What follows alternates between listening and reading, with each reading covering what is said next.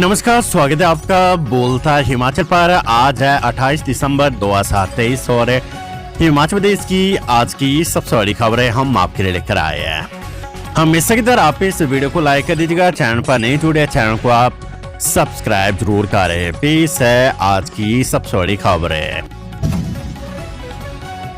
नालागढ़ में stone crusher के रास्ते को लेकर हुई विवाद पर ग्रामीणों ने किया थाने का घेराव।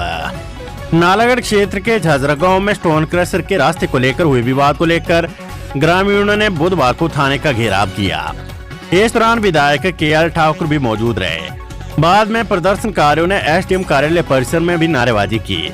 विधायक ने भाजपा के पूर्व विधायक व उनके समर्थकों पर मारपीट करने का आरोप लगाया है। विधायक ने कहा कि कोटला गाँव में स्टोन क्रशर लग रहा है। कोटला गाँव बरूना पंचायत में आता है, लेकिन इस गाँव के लिए रास्ता नवानगर पंचायत से निकल रहा है। रास्ते में जोड़ी स्कूल का मैदान व कब्रिस्तान पड़ता है।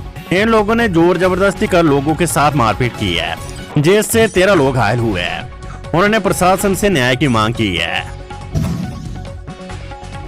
बड़ी खबर, नालागढ़ में डीएसपी और पूर्व एसएचओ समेत 5 पुलिस कर्मियों के विरुद्ध मामला दर्ज।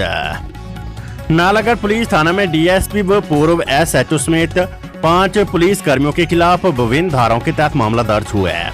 पुलिस अधिकारियों पर हुई कार्रवाई के बाद पुलिस प्रशासन में हड़कंप मच गया है। पुलिस अधिकारियों के खिलाफ आरोप था कि उन्होंने पुलिस रिमांड के दौरान पति पत्नी को 3rd डिग्री टॉर्चर करते हुए प्रताड़ित किया, जिससे युवक के कान के अंदर गंभीर चोट पहुंची है, जिसका खुलासा मेडिकल रिपोर्ट में हुआ है। नालागढ़ कोर्ट ने पुलिस अधीक्षक बद्दी को संबंधित मामले में कार्रवाई करने के आदेश दिए थे, जिस पर पुलिस ने कार्रवाई करते हुए डीएसपी समेत 5 पुलिस कर्मियों के खिलाफ विभिन्न धाराओं के तहत मामला दर्ज किया है। ई टैक्सी खरीद के लिए सरकार ने बदले नियम, जमा 2 की जगह अब शैक्षणिक योग्यता की 10वीं। राजीव गांधी स्वरोजगार योजना के तहत ई टैक्सी खरीद के लिए सरकार ने नियमों में फिर से बदलाव किया है। बेरोजगार युवाओं के लिए ई टैक्सी के लिए सरकार ने शैक्षणिक योग्यता जमा 2 तय की थी, जिससे अब 10वीं पास निर्धारित किया है। वहीं 7 वर्षों का अनुभव होना लाजमी है। यदि 10वीं पास नहीं है लेकिन 10 वर्षों का अनुभव है तो वे टैक्सी खरीदने के लिए पात्र होगा। इस संबंध में राज्य सरकार की ओर से प्रधान सचिव परिवहन आर.डी. नजीम की ओर से अधिसूचना जारी कर दी गई है। 680 करोड़ रुपए की राजीव गांधी स्वरोजगार योजना के लिए बनाए नियम में क्लोज 3H के तहत परिवहन विभाग ने इसके लिए नई SOP जारी कर दी है। खबर, पांवटा साहिब से पिपलीवाला पंचायत का प्रधान बर्खास्त, 6 वर्षों के लिए आयोग किया घोषित। डीसी सिरमौर सुमित खेमटा ने विकास खंड पांवटा साहिब के तहत आने वाली पिपलीवाला पंचायत के प्रधान मोहम्मद रफी को तत्काल प्रभाव से उनके पद से हटाते हुए बर्खास्त कर दिया है। इसके साथ साथ पंचायत प्रधान पद को भी रिक्त घोषित किया गया है। मोहम्मद रफी पर पंचायत चुनाव के दौरान नामांकन पत्र में गलत जानकारी देने के मामले में कार्यवाही की एक आजगिरी है। यही नहीं, मोहम्मद रफी को पंचायत के पदाधिकारी के रूप में निर्वाचित होने के लिए 6 वर्षों के लिए अयोग्य घोषित किया गया है। इसके साथ साथ ग्राम पंचायत की कोई भी चल या अचल संपत्ति को भी तुरंत ग्राम पंचायत में जमा करवाने के आदेश भी जारी किए गए हैं।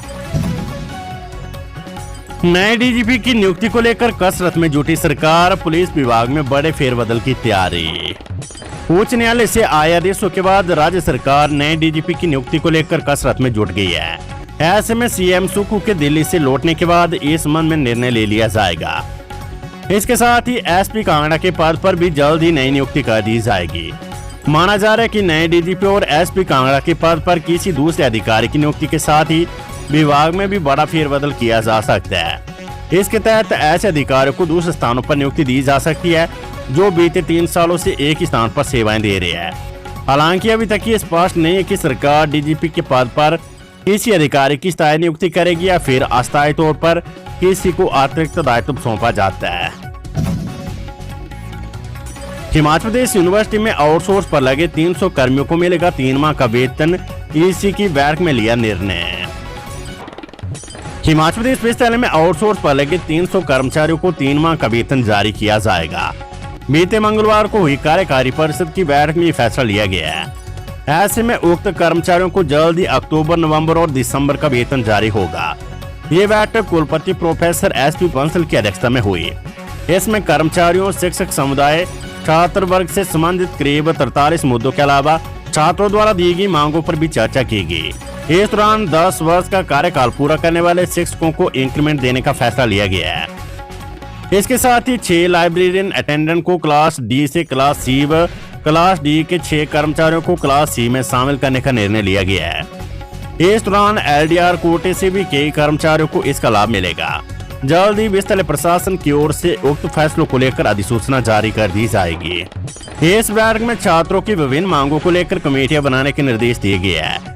इस दौरान छात्र विस्थल में नए छात्रावासों के निर्माण और पुराने छात्रावासों की मुरम्मत की मांग कर रहे हैं। इसके अलावा उनकी अन्य जायज मांगों पर कमेटियां रिपोर्ट बनाएगी और 15 दिन में अपनी रिपोर्ट विस्थल प्रशासन को सौंपेगी। विस्थल में हाल ही में छात्र संगठनों के बीच हुई लड़ाई झगड़े के मामले पर बनी कमेटी को इस मामले पर एक बार फिर रिव्यू करने के निर्देश दिए हैं। SFI ने विस्थल प्रशासन से इस मामले की दोबारा जांच करने की मांग की थी। ऐसे में बैठक में मामले पर रिव्यू करने का फैसला लिया गया है। मुख्यमंत्री सुख आश्रय योजना को विस्थल प्रशासन ने भी हरी झंडी दी है। ऐसे में अब विस्थल और कॉलेजों में पढ़ रहे अनाथ बच्चों को फ्री एजुकेशन दी जाएगी। बैठक में ऐसे छात्रों को चिन्हित करने के निर्देश दिए गए हैं। इस दौरान इन छात्रों को ऑनरेरियम भी दिया जाएगा। विश्वविद्यालय जल्द ही सभी कॉलेजों को इस बारे में पत्र जारी करेगा।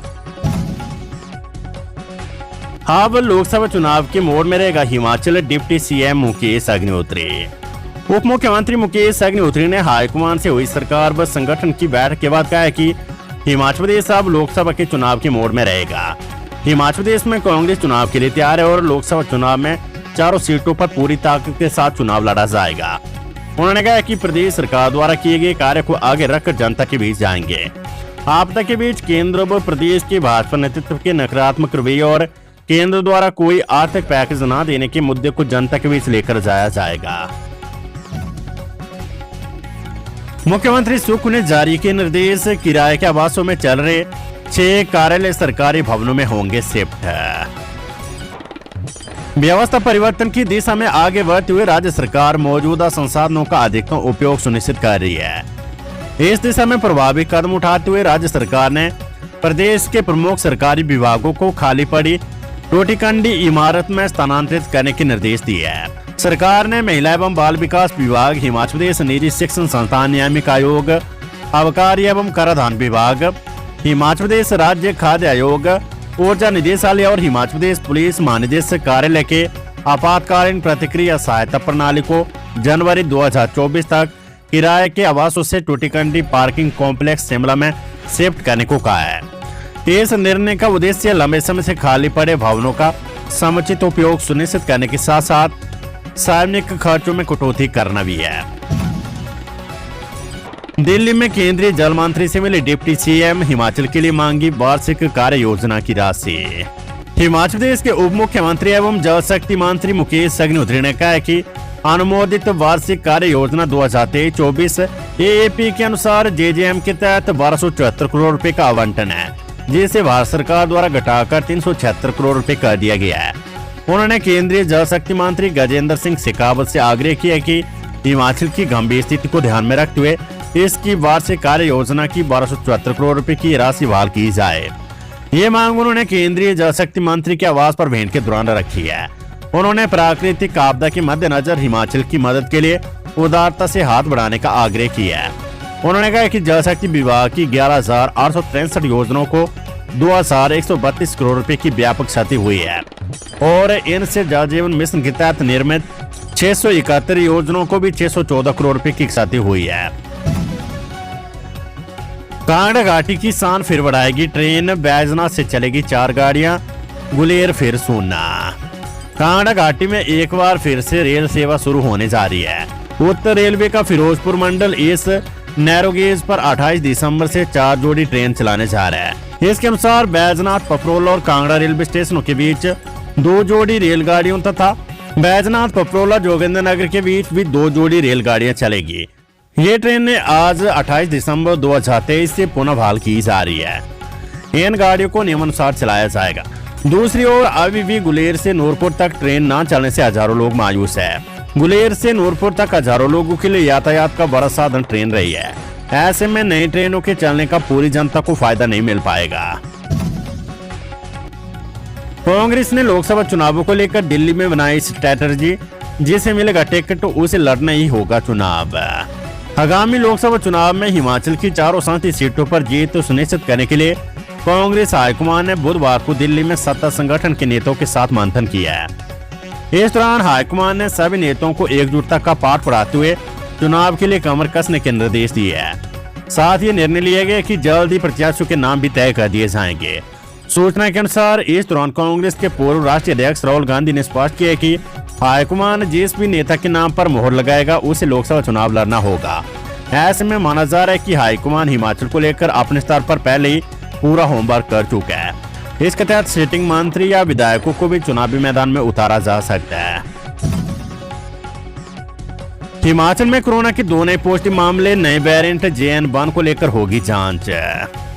देश में एक और जांच JN1 को लेकर हाई अलर्ट चला हुआ है। वहीं हिमाचल में कोरोना के 2 नए मरीजों के सामने आने से हड़कंप मच गया है। स्वास्थ्य विभाग 2 नए मामलों के सामने आने के बाद कोरोना के इस वेरिएंट की जांच करने जा रहा है। प्रदेश में कोरोना के नए वेरिएंट JN1 को लेकर पहले ही हिदायतें जारी की गई है, लेकिन मंगलवार को 151 सैंपलों की जांच में शिमला में 2 कोरोना संक्रमित पाए गए हैं। अक्टूबर माह में 2 लोगों की कोरोना से हुई मौत के बाद और JN1 वेरिएंट के बीच नए 2 मामले सामने आने से हड़कंप मचा हुआ है। वहीं दूसरी ओर शिमला में विंटर कार्निवाल और नववर्ष को लेकर उमड़ रही भीड़ को लेकर भी चिंता जताई जा रही है। कोरोना के नए वेरिएंट को लेकर प्रदेश स्वास्थ्य विभाग सतर्क हो गया है। नए साल में प्रदेश के 4 जिलों में मिलेगा देसी चावल, गोदामों में पहुंची सप्लाई। खाद्य आपूर्ति विभाग जनवरी से सहकारी सभाओं में उपभोक्ताओं को देसी चावल वितरित करेगा। देसी चावल केवल 4 जिलों ऊना, कांगड़ा, सिरमौर और सोलन में सहकारी सभाओं के माध्यम से प्रदान किया जाएगा। इससे पहले प्रदेश में देसी चावल सहकारी सभाओं के माध्यम से वितरित नहीं किया गया है। मंडियों में 5,441 किसानों ने अपना धान बेचा है। इन्हें प्रति क्विंटल 2,203 रुपए दाम मिले हैं। Himachal Pradesh civil supply corporation limited ने प्रदेश में 22,897 मीट्रिक टन धान की खरीद किसानों से की है। इस बार 22,000 मीट्रिक टन धान खरीद का लक्ष्य रखा गया था। इस धान को प्रदेश सिविल सप्लाई कॉर्पोरेशन लिमिटेड ने सरकार की ओर से अधिकृत मिलों को भेजा और मिलों से 15,342 मीट्रिक टन चावल खाद्य आपूर्ति विभाग अब मिलों से प्राप्त कर रहा है, जिसमें से 7,801 मीट्रिक टन चावल प्रदेश के खाद्य आपूर्ति विभाग के 26 गोदामों को भेज दिया गया है। अब ये चावल सिरमौर, सोलन, ऊना और कांगड़ा के गोदामों से खाद्य आपूर्ति विभाग की ओर से सहकारी सभाओं में पहुंचाया जा रहा है। लोगों के 3 करोड़ डकार कर कंपनी फरार, निवेशकों ने पुलिस में दर्ज करवाई शिकायत। रामपुर के नजदीक कोलड़ में एक फाइनेंस कंपनी कई लोगों से पैसा लेकर फरार हो गई है। बताया जा रहा है कि कंपनी बीते 5 साल से रामपुर में चल रही थी, लेकिन पिछले 9 महीनों से कंपनी ने ना तो निवेशकों के पैसे लौटाए और न ही कर्मचारी द्वारा बाजार में पैसों को लेने के लिए आए। इस मामले को लेकर मंगलवार को पुलिस थाना रामपुर में कुछ निवेशक थाना प्रभारी से मिले और कंपनी के खिलाफ केस दर्ज करने की मांग की। पूर्व मुख्यमंत्री जयराम ठाकुर बोले, ढली टनल केंद्र और बीजेपी सरकार की उपलब्धि, श्रेय लेने का प्रयास न करे कांग्रेस। नेता प्रतिपक्ष जयराम ठाकुर ने कहा कि ढली में नवनिर्मित टनल केंद्र सरकार और बीजेपी की प्रदेश सरकार की उपलब्धि है। कांग्रेस सरकार अनायास ही इस कार्य का श्रेय लेने की कोशिश कर रही है। उन्होंने कहा कि कांग्रेस सरकार ने इस टनल के निर्माण को पूरा करना अपनी प्राथमिकता में शामिल किया होता तो इस टनल का लोकार्पण काफी पहले हो जाता।